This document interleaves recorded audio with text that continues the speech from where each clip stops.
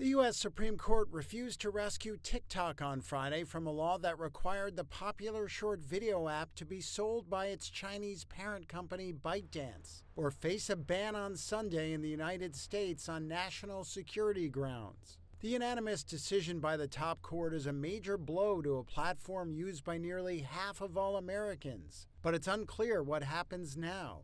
The White House on Friday said implementing the law must fall to the next administration. President-elect Donald Trump, who takes office Monday, will have the authority to grant a one-time extension of up to 90 days on the deadline for a sale. Georgetown University law professor Anupam Chander said he thinks Trump will pursue the extension, but he could take other steps as well. The first thing he can do is ask Congress to rewrite the law, to amend the law to give him more powers and discretion under the law.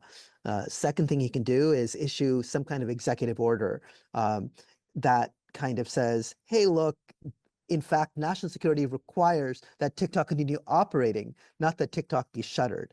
So he could turn everything upside down by saying, if TikTok is shut, then people are moving to RedNote.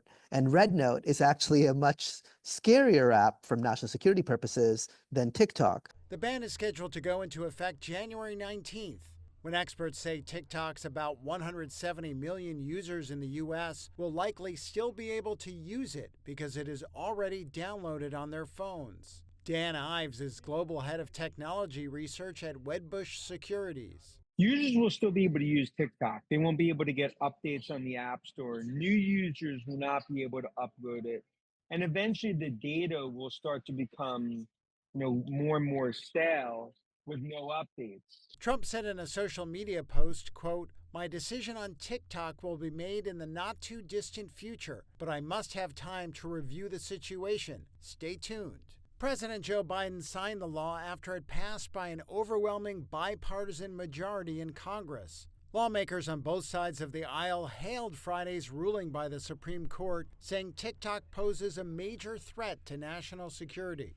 On Friday, Trump said he spoke with Chinese leader Xi Jinping on several topics, including TikTok. He has said he would try to find a political resolution of the issue to keep the app operating in the United States.